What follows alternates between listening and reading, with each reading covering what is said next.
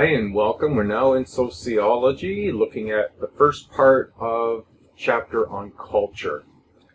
So consider this for a moment. Perhaps you have a ritual or a superstition when you perform before a game. Maybe you play hockey or basketball or baseball. Maybe you've got to put your left shoe on first and then your right. Or if you're taping your hockey stick, you always make 6 wraps with the tape. So, or maybe if you are writing a test on today, for example, perhaps you eat a particular breakfast, or you say some sort of pre-test ritual mantra that helps prepare yourself. Now this can include, things like when we cross ourselves for religious purpose. This can include a quick prayer that we might say and before certain things. All sorts of people in all sorts of circumstances engage in rituals basically to reduce stress and to focus.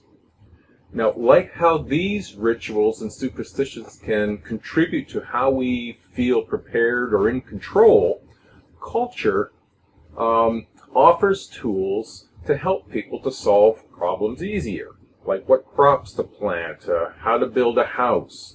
Religion helps people to give meaning to their lives and to come to terms with death.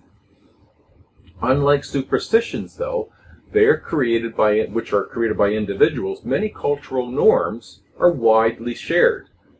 What we eat, how we are raised, and how we'll raise our own children, if, when, or whom we marry, how we make our money, and what we read. These are all parts of our culture, if you will, that there have been influences on us that influence who we choose to marry, how we raise our kids.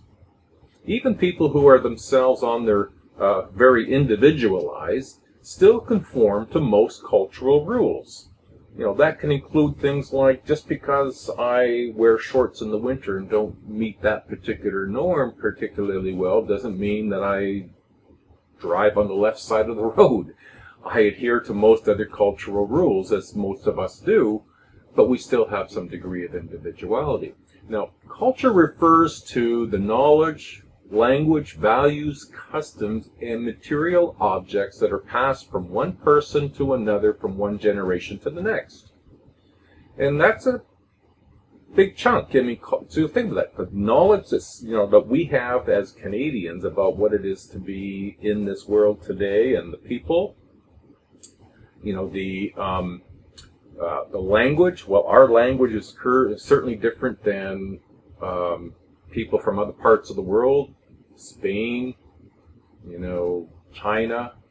However, what we understand through language is understood through experience and exposure to one another. The customs that we have, how we have a custom of how we marry, our celebrations at Christmas, anniversaries, birthdays are unique across the world in some cases. So as the world grows smaller, and cultural acceptance and tolerance for the views as well as culture of others becomes increasingly important for our own collective well-being. So for the next 2 weeks, we're going to explore culture is how and what influences culture over time or over geography. You imagine that, we're all Canadians across Canada, but do we all speak the English language the same? Do we have accents? Do we have unique expressions that are unique to our geographic area? Well, if you traveled out to the East Coast, you know that they have a certain way of seeing the world and the way that they share and talk to people, and the geography influences their customs. It influences, where they are geopolitically. It influences the way that they express things compared to Ontario, compared to the West Coast. So we're going to look at that. And then in week 3, we're going to look at components of culture. And in week 4, we'll look at the role of technology, cultural change over time, and diversity. So we're going to explore sociological analysis of culture and culture in the future. we're going to begin with in this week is components. So let's first define culture. I sort of already did. So remember, society is a large social grouping that occupies the same geographic territory. So we have a society in Ontario. We also have Society of Canada. And we have a Society of Owen Sound that we are considered, because we are a large social group. We occupy the same geographic territory, and it's subject to the same political authority and dominant cultural expectations. And that's where it can vary from province to province a wee bit about cultural expectations. We abide by the same guidelines and norms, however, how we express them can be different. Like as in Quebec, there's a large French-speaking population in Quebec, but they're still Canadians. So when we think in terms of culture, so beyond instinct and biological drives, culture is a learned phenomenon, and that's an important variable. There's nothing culturally, genetically endowed in us. You know, if I was born in another country by my same parents, let's say they gave birth to me in Japan, I would have as much ability to learn the language, the customs, and the cultural norms of Japan as I was to learning Canada. So another definition, the common denominator that makes actions of individuals intelligible to the group. So that's an important part. We're learning, and the common denominator that makes what we do, the actions of us, understandable to the larger group. So when I reach my hand out to somebody here in Canada, it's clearly understood that I'm greeting them or I'm shaking their hand. That's an action that is understood by a larger group here in Canadian society, and for that matter, North America and a lot of Europe. But it's not the only way that people of the same culture greet each other. So we're a combination of biology and nature, the social environment. The biology expresses who we are individually. The culture will influence how those expressions get interpreted. Culture is knowledge, language, values, and customs, and the material objects that are passed from one person to the next, from one generation to the next. And so that's important. How we understand about family is passed on by the family we were raised by. So shelter, that is a universal type of material culture. And we're going to break down what material culture is versus non-material culture. But you can imagine, material culture are those things that we can touch and feel. So shelter is a universal type of material culture, but it comes in a wide variety of shapes and forms. If you look across the world at different cultures, what people classify as an appropriate, culturally normative home will look different across the world. Just because you're used to being raised and seeing bungalows doesn't mean bungalows are universal across the world. We might, what might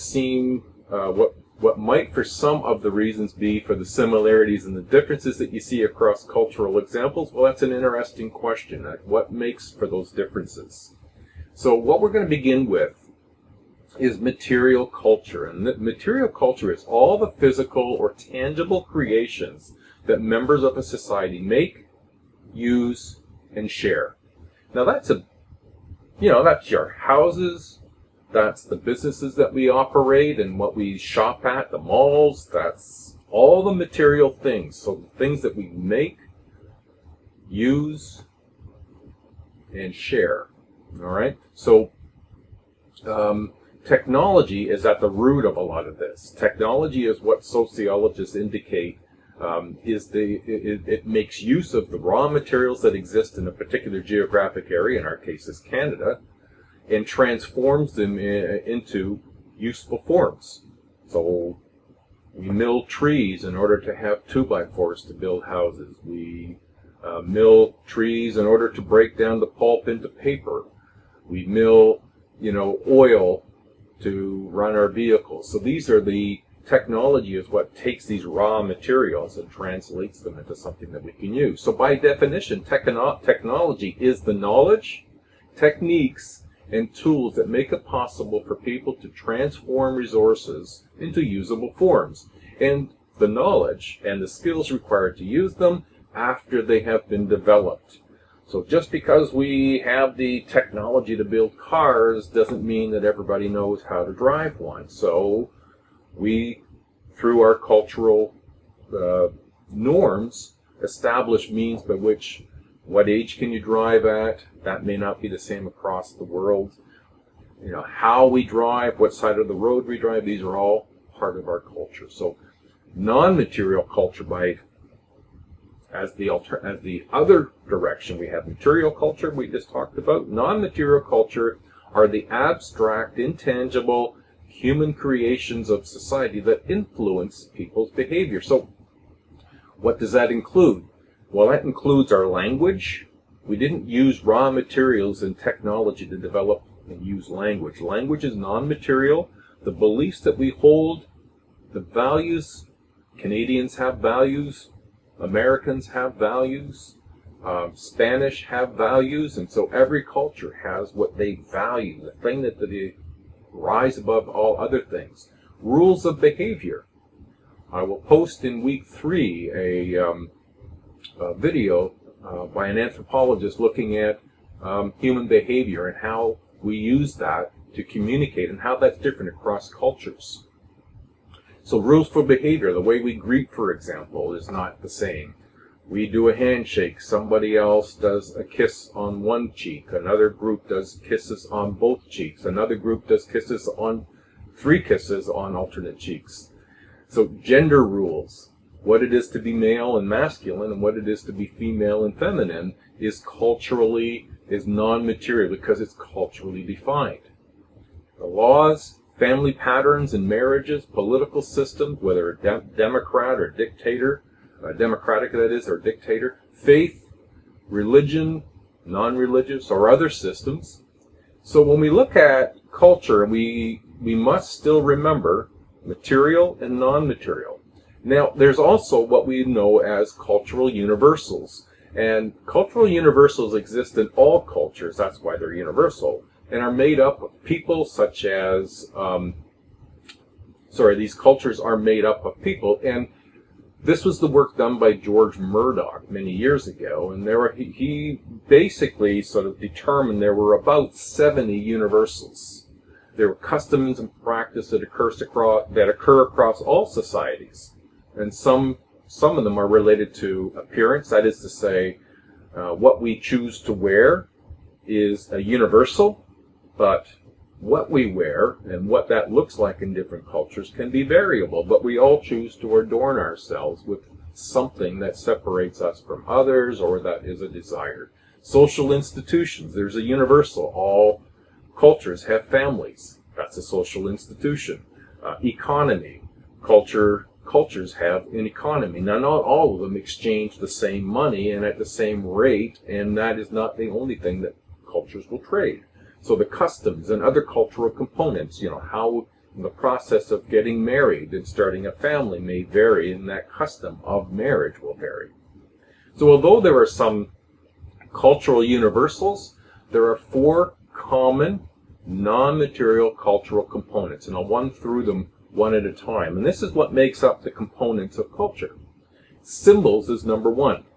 Now, symbols are anything that are meaningful, that meaningfully represent something else. Symbols can function to produce loyalty and animosity, love or hate, and they can also help us communicate. So when you think in terms of symbols, the flag is a symbol. The Canadian flag symbolizes what it is to be Canadian. That's what it represents, at least to Canadians. A heart, that represents love. It's a symbol that represents something else. When someone hands you a heart on Valentine's Day, you know what that kind of means. You understand the meaning of that symbol. The dove, for peace. The Nazi swastika represents hate for many people. It may also have other representations. When we're driving and we hear a siren and see flashing lights, those symbols let us know we should signal and pull over to the side and let the emergency vehicle pass. We all are familiar with the raised middle finger as being a symbol of anger or hostility. We don't greet each other with that and recognize it as a greeting. We recognize it as a response to something that somebody did that we want to acknowledge we are angry about or hostile. We look at the symbols that we associate with male and female, oftentimes pink and blue.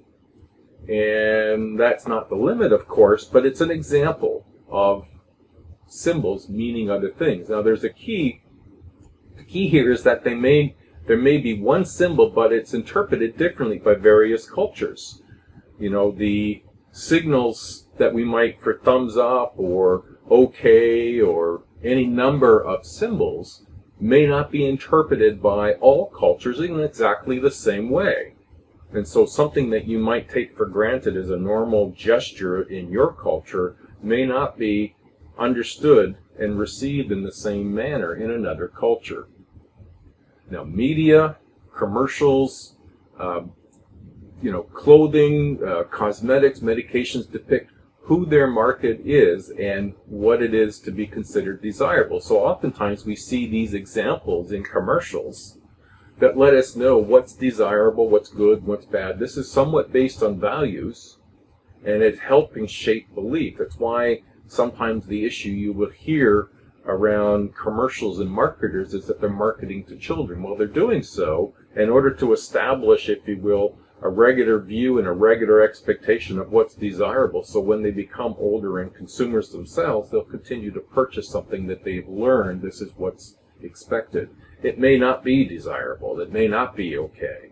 You know, the current issue of vaping products and being flavored in flavors that children will enjoy, the recognition that this might start to produce a younger population vaping is the risk. So when we look at the kinds of things, symbols, how we market in commercials can be symbolic in terms of what is it they're trying to say, what is desirable, what is it that they're telling me I should want. So symbols are powerful tools, and they are powerful components of culture and how we recognize what is our culture. Secondly, language is the second component. Now, language is a set of symbols, verbal and nonverbal. When we look at language, it's both what we say with our voice and tone of voice, but it's also the nonverbal. As you notice, when I talk, I use my hands a bit, my face expresses. Those are all nonverbal components that augment the language and the message that I'm trying to communicate. So language is a set of symbols that express ideas and enable people to think and communicate with one another. So language is learned, clearly. We learn it from early on, and we practice it, and we go to school, and we learn about the symbols of A, B, C, and D, and putting them together to create words, and putting words together to communicate sentences, and to communicate ideas that we can share with one another. The sharing of stories provides a social reality. Now, you might want to check in your textbook about the Sapir-Whorf hypothesis that's in your textbook. Now, not only do we have a shared reality, we have a shared past with the use of language. With my family, I can talk about Christmas from 1963. We can talk about the history of Canadian culture, but we can also plan for the future through our use of communication. Language and race and ethnicity and language diversity in Canada, you'll find those elements in your textbook. Please review them. Like I mentioned, I will be posting a video in week 3 looking at body language. And it really sort of emphasizes the role of communication across cultures. The third element, values. Now, I've touched on this. Values are collective ideas about what is right or wrong, good or bad, desirable or undesirable in a particular culture. So, for example, we might value good health or intelligence or knowledge or freedom as values, but they're not necessarily universally held across all cultures. Other cultures will have different values based on where they are geographically, how they have emerged over time as a culture. What role does religion play in a culture? What role does family play? Political positions, economics, healthcare, education. These all shape what we value. So in Canada, some commonly held values that hold society together as well as set them apart. Now in Canada, the similarity and differences between Quebec, Newfoundland, Alberta and such, there's a lot of similarities, and of course there are also some differences, but we share similar values. Now elements of values are criteria by which we evaluate others, objects, and events. And we do this frequently. I mean, many of your decisions that you make relative to this is what I believe, or your beliefs, as we'll see, are based on your values. And a lot of times we're not really cognitively aware of our values. We don't think about what we value. But when we make decisions about yes or no, good or bad, we are making value judgments. So whether that's about this is a good person, that's a bad person, you might want to wonder about what value am I hinging those decisions on? Okay? So they are often in pairs, as I've mentioned. In terms of office, it's good and bad, brave, cowardly, hardworking, lazy. Values are very general orientations. Now consider what are Canadian core values. And these core values have been determined over lots of consultations with a lot of citizens about what's important in Canada. So here's a list of some that have been considered important values in Canadian society. They believe, or we believe, in consultation and dialogue, accommodation and tolerance, support for diversity, compassion and generosity, and we celebrate and value Canada's natural beauty. Now, Canada's world image is around commitment to freedom, peace, and nonviolent change. Now, there may be, of course, other views of how Canada participates in the world. We are looking at things from our perspective about what our intended message is. We might not always be communicating that as effectively as we think. Now, we've looked at symbols, language, values. The fourth is norms.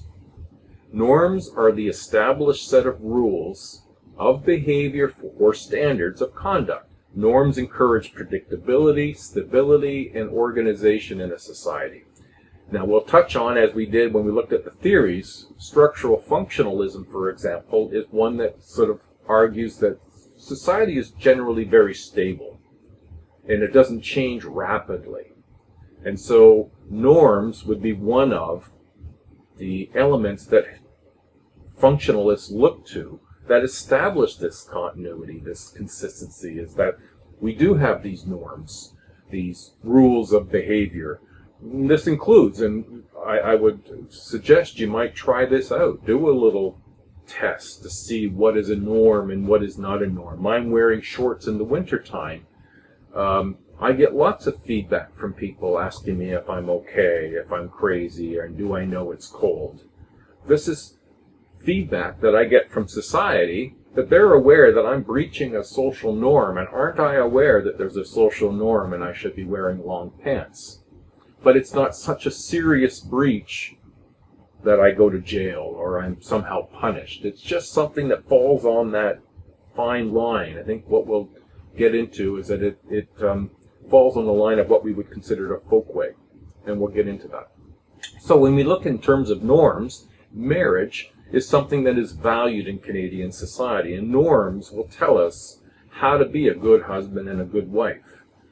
Non-smoking is valued for good health and politeness, if you will. The norm would be where to smoke and smoking etiquette. That if norms help us understand. And what I can remember back when I was younger, smoking was done everywhere. I mean, you could smoke in people's houses. You smoke in a restaurant.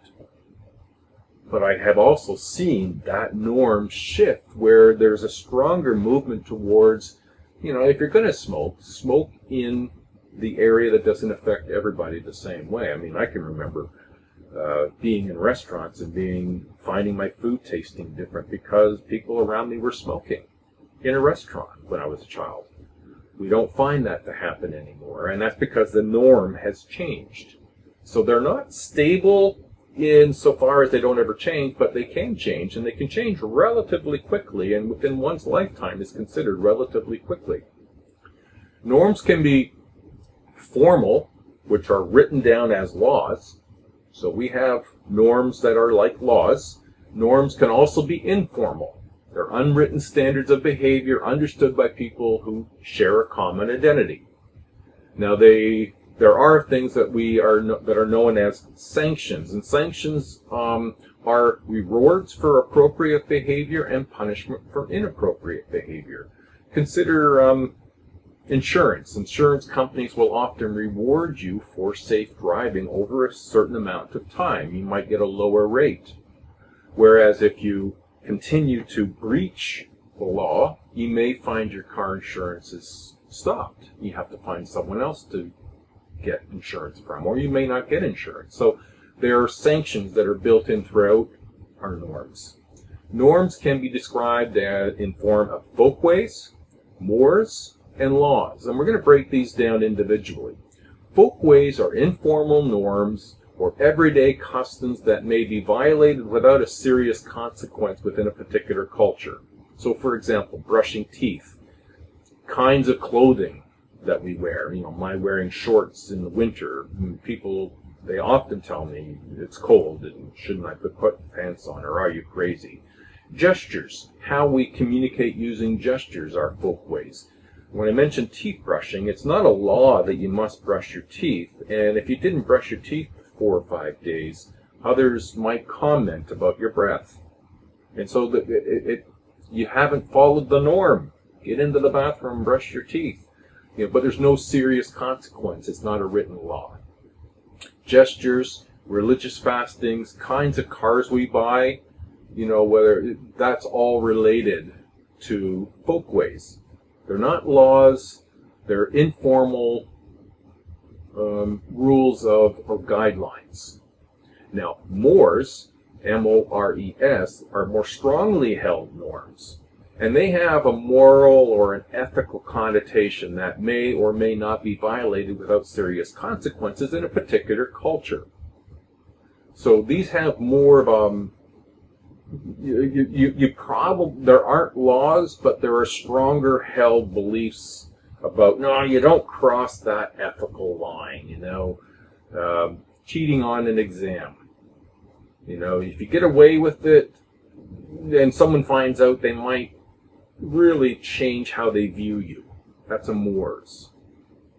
Now, sexual morality issues are known as taboos. Now, taboos could have a legal connotation. Incest, for example, is a taboo, and it also has a legal component to it. And that's where the third part comes, and that's laws. Now, laws are formal, standardized norms that have been enacted by legislation and are enforced by formal sanctions. Now, laws are helpful. It's helpful that there's a law that says when you get up in the morning and drive to work, you drive on the right-hand side of the road. I'm glad for that law.